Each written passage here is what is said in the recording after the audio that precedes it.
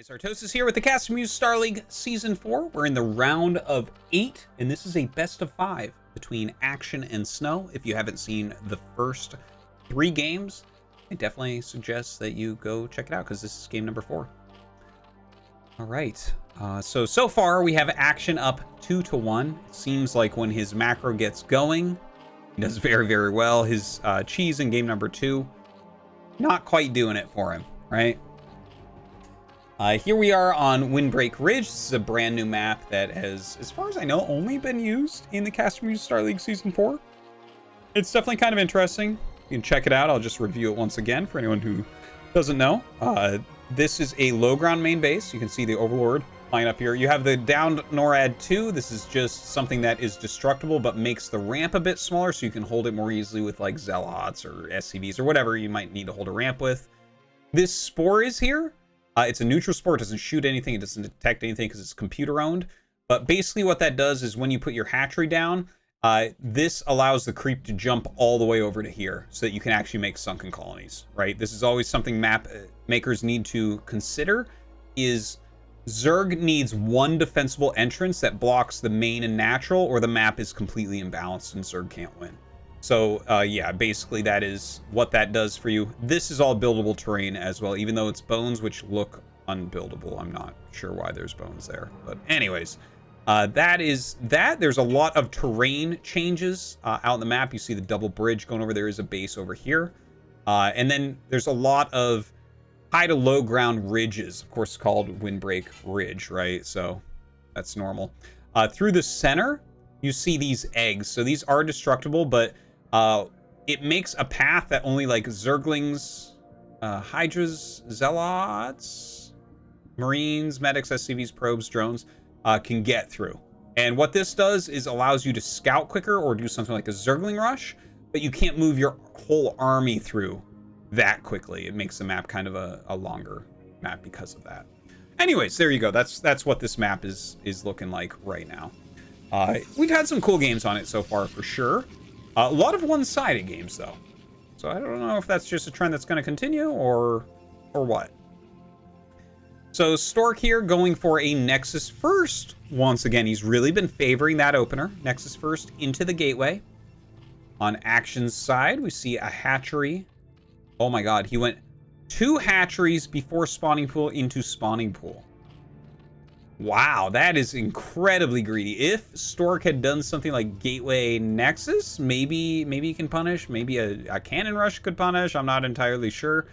But yeah, kind of interesting. Very greedy builds on both sides. And Stork, of course, sees that instantly. He walks up here, sees the hatches. He'll check the pool timing. Yep, there you have it. So you can see this creep spreading over. And of course, the Spore Colony is going to allow this creep to go all the way up here. It's basically going to... This creep reaches towards each other in StarCraft. So this creep is reaching towards the Zerg building, and as it's the Zerg building, it'll go up here as well, even if creep itself doesn't give vision. Anyways, yeah. Looking over at Stork's side. Of course, he's got his Cybernex core very, very quickly. This is something that can happen when your opponent chooses to play such a greedy style as double hatchery. He's not wasting his time getting the Forge too early on. In fact, Stargate before Forge, that is incredible for Protoss. You definitely like to see that. But of course, Zerg is getting his own advantages by being able to drone up really heavily, really quickly. Now, an Evolution Chamber coming super, super fast here from Action. He actually cancels. Yeah, he does not want Stork to see that because that is going to signal a very certain type of game.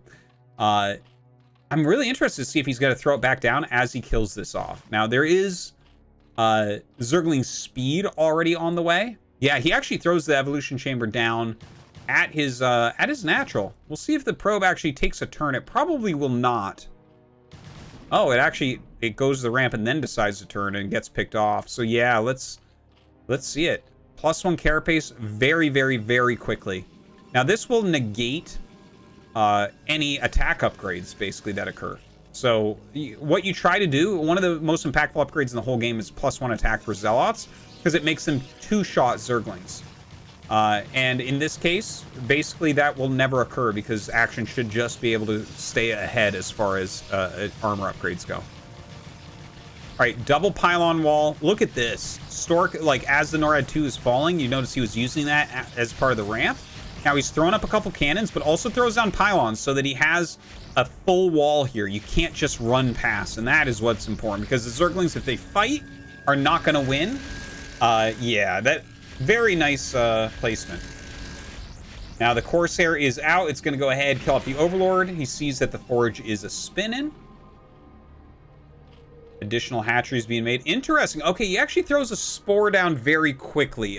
We did see in the previous game that when Action was not able to stop the Corsairs early on, they definitely did a lot of damage. So this is kind of nice to have that spore up. Corsair going to fly away. Obviously can't kill Overlords there. He'll just make all of his Overlords out of this hatchery for the foreseeable future. Throws down his Hydralisk Den. Hatch number 5. And he does have the lair going. But even Stork just seeing that the lair is not done yet is really, really valuable, because normally the Corsair gets there right before even a Spire is done. So it's a very late lair overall, and he doesn't have to make any more Corsairs. He did end up making a second one. So I believe, yeah, he's just on 2. But yeah, he can just go into very heavy ground at this point to fight against the Hydras he knows are coming. So adding a bunch more gates, going up to 6 gates right now. We have the Citadel. Yet there it is. Zealot legs already on the way.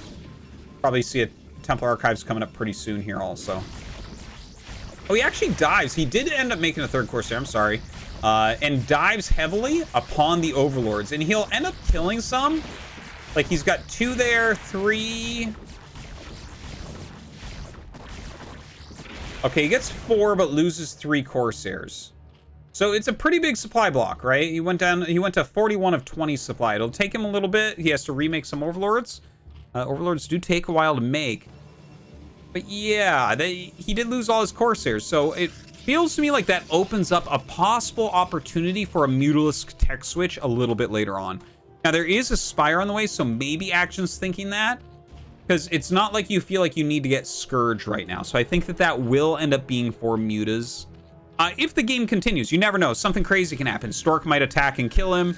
You know, he might be going mass Hydra and able to just out micro him and kill Stork or something like that. So it's not guaranteed, but we'll see. So Stork right now, he has his +1. He has his Zealot legs, and he's moving out. You can see through the center, you do kind of get bottlenecked a little bit. Some AI going crazy there, getting his Zealots across to the other side. This SimCity is pretty good, though. Look at that, his 2nd evolution chamber here. He's got the... No way, Stork, no way. Like, you cannot even get on top of these. So many free hits. You can see the movement here of Action, moving his Zerglings to block the holes. And as the Zealots get pushed through, shoved through from Stork, he gets us around, he drills his drones through. Now 3 Sunkens fighting as well. And I think Stork's just going to lose this whole army. That did not feel like it was the greatest move. Like, yeah, he had his +1 attack, but don't forget it was a very quick +1 carapace here for Action. So his Zerglings can actually fight toe-to-toe against these Zealots. And now he comes out with this flood of Zerglings going after him, and even some Mutalisks on the way. So it looks like this is turning into Mutalisk Zergling. There are some Corsairs being produced from Stork once again. Yeah, it looks like he has 1, throwing down a cannon as well. You know, 6 Mutas, 7 Mutas, though, can kill that off relatively easily. But they have to chase the Zealots first. You can't let the Zealots just fight as they will. Now, +1 armor is on the way for Stork. As that finishes, they're going to be much better against the Zerglings. No additional upgrades for these Zerglings. Looks like he just wants to hold on for the time being. He's up at 6 hatches for producing these Lings. The Zealots come in, and as he sees the Mutas, Stork just gives it up. GG. Action advances to the round of 4.